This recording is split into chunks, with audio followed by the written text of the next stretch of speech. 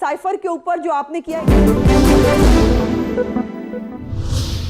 अहम खबर है, साइफर केस में बानी पीटीआई शाह महमूद की जमानत मंजूर कर ली गई है। इस हवाले से आपको आगाह कर रहे हैं, साइफर केस में बानी पीटीआई और शाह महमूद की जमानत मंजूर कर ली गई है। इस हवाले से फौरी समाअत जो कि जिसका फैसला सामने आया था सुप्रीम कोर्ट में, साइफर केस में साबिक चेयरमैन पीटीआई शाह महमूद कुरैशी की दरख्वास्त से जमानत पर अहम समाअत हुई थी और बड़ी खबर सामने आ रही है कि जमानत मंजूर कर ली गई है। साइफर का ये केस है, इस हवाले से जो दरख्वास्त से जमानत पर अहम समाअत हुई थी, फौरी समाअत का फैसला सामने आया था और ये एक बहुत बड़ी खबर सामने आ रही है कि बानी पीटीआई और शाह महमूद कुरैशी की जमानत मंजूर कर ली गई है। अहम केस है, अहम समाअत तलब की गई थी और बानी पीटीआई और शाह महमूद की जमानत मंजूर कर ली गई है। सुप्रीम कोर्ट में साइफर केस में साबिक चेयरमैन पीटीआई और शाह महमूद कुरैशी की दरख्वास्त से जमानत पर समाअत हुई और बड़ी खबर ये सामने आ रही है कि जमानत मंजूर कर ली गई है। सुहेल रशीद, क्या डिटेल्स है मजीद?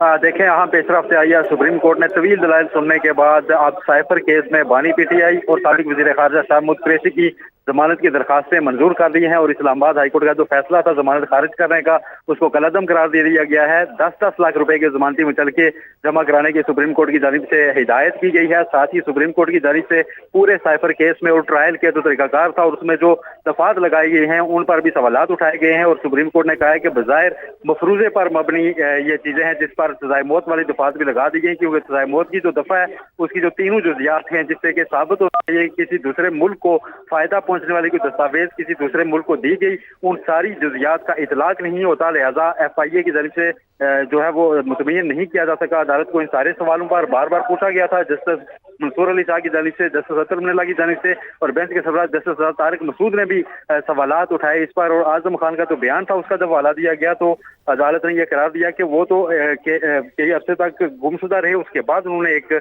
आकर बयान दिया था, हमें कानून में से बताएं कि कैसे उन दोनों के ऊपर इस सारे मामले का इतलाक। सतर मिनल्ला ने यह रिमार्क दिए कि इस वक्त सिर्फ मामला बानी पीटीआई का नहीं है, ये अवामी मफाद का मामला है, क्योंकि इलेक्शन सर पर हैं और एक सियासी लीडर है जो कि जेल में बैठा हुआ है, उनके बाहर रहने से सोसाइटी को क्या नुकसान होगा ये बताएं। और ट्रायल जो है वो मुकम्मल होने के बाद अगर उनको सजा होती है तो दोबारा से उनको गिरफ्तार किया जा सकता है, लेकिन इस वक्त उनकी जो जमानत है वो किस बुनियाद पर उनको ना ग्रांट की जाए यह भी सवाल उठाया गया। साथ ये भी पूछा गया कि क्या आप 2018 वाली तारीख को ही दोहराना चाहते हैं और क्या मौजूदा निगरान हुकूमत ने आपको उनकी दरखास्त जमानत की मुखालफत करने का भी कहा है। इस पर FIA की जानिब से ये कहा गया कि जो कुछ हुआ उस पर हमारे दुश्मन मुल्क भारत जैसे मुल्क में हमारा बहुत मजाक बनाया गया। इस पर अदालत की जानिब से रिमार्क किए गए। जस्टिस मंसूर अली शाह ने ये कहा कि पाकिस्तान में आजकल भी आप जो कुछ कर रहे हैं उस पर भी भारत में हमारा मजाक बन रहा है, क्या उस पर भी ऑफिशियल सीक्रेट एक्ट लगाएंगे। जस्टिस अतर मिनल्ला ने यह सवाल किया कि बताएं आप तक कितने वज़राए आज़म हैं जिन्होंने अपनी मुद्दत पूरी की, कभी किसी को फांसी पर लगा दिया जाता है, कभी किसी को निकाल दिया जाता है, क्या उस पर भी हमारा जो मजाक बनता है उस पर भी आप ऑफिशियल सीक्रेट एक्ट का इतलाक करेंगे। मुख्तलिफ सवालात थे जो आज सारा दिन तवील समाज के दौरान उठाए गए। FIA से पूछा गया कि आप कानून में से बताएं कि इसका कैसे इतलाक हुआ। साथ ही तो इस्लामाबाद